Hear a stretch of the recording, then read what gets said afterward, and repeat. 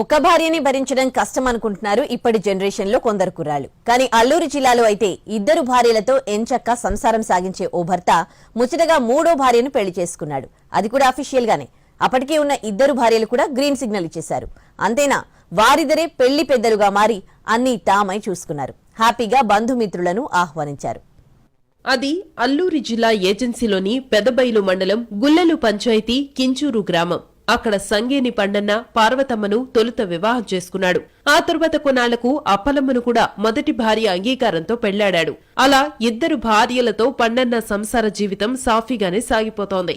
ఏనాడు ఎటువంటి కుటుంబ కలహాలు లేకుండా ఆ ఇద్దరు భార్యలు భర్తను చక్కగా చూసుకుంటున్నారు. అయితే అప్పటికే ఇద్దరు భార్యలున్న పండన్న లక్ష్మి అనే మరో యువతిపై మనసు పారేసుకున్నాడు. ఈ విషయం తనను ఎంతగానో ప్రేమించే ఇద్దరు భార్యలకు చెప్పాడు. భర్త ఆనందంలో తమ ఆనందాన్ని చూసుకునే ఆ ఇద్దరు భార్యలు పండన్నకు అండగా నిలిచారు. ఇక పండన్న వెనక్కి తగ్గలేదు.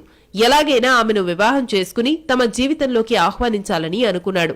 అంతే, ఆ ఇద్దరు భార్యలతో రాయబారం పంపాడు. పెద్దలు కూడా అంగీకరించడంతో లక్ష్మిని పండన్నకిచ్చి వివాహం చేసేందుకు సిద్ధమయ్యారు.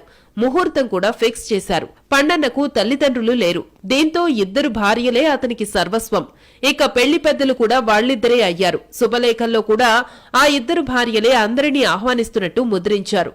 ఇంటింటికి వెళ్లి శుభలేఖలు పంచారు. బంధుమిత్రులను ఆహ్వానించారు. జూన్ 25 ఉదయం 10 గంటలకు కించూరులో వివాహం జరిగింది. నవవధువు లక్ష్మీ తరఫు బంధువులు, మూడో పెళ్లి చేసుకుంటున్న పండన్న బంధుమిత్రులు, గ్రామ పెద్దలు కూడా వివాహానికి హాజరయ్యారు.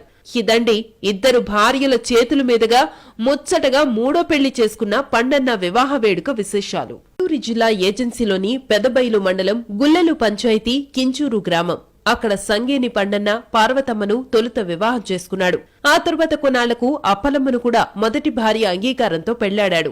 అలా ఇద్దరు భార్యలతో పండన్న సంసార జీవితం సాఫీగానే సాగిపోతోంది. ఏనాడు ఎటువంటి కుటుంబ కలహాలు లేకుండా ఆ ఇద్దరు భార్యలు భర్తను చక్కగా చూసుకుంటున్నారు. అయితే అప్పటికే ఇద్దరు భార్యలున్న పండన్న లక్ష్మి అనే మరో యువతిపై మనసు పారేసుకున్నాడు. ఈ విషయం తనను ఎంతగానో ప్రేమించే ఇద్దరు భార్యలకు చెప్పాడు. భర్త ఆనందంలో తమ ఆనందాన్ని చూసుకునే ఆ ఇద్దరు భార్యలు పండన్నకు అండగా నిలిచారు. ఇక పండన్న వెనక్కి తగ్గలేదు. ఎలాగైనా ఆమెను వివాహం చేసుకుని తమ జీవితంలోకి ఆహ్వానించాలని అనుకున్నాడు. అంతే, ఆ ఇద్దరు భార్యలతో రాయబారం పంపాడు. పెద్దలు కూడా అంగీకరించడంతో లక్ష్మిని పండన్నకిచ్చి వివాహం చేసేందుకు సిద్ధమయ్యారు. ముహూర్తం కూడా ఫిక్స్ చేశారు. పండన్నకు తల్లిదండ్రులు లేరు.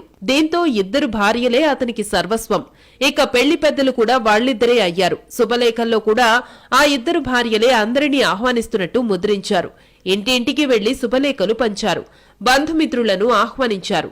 జూన్ 25 ఉదయం 10 గంటలకు కించూరులో వివాహం జరిగింది.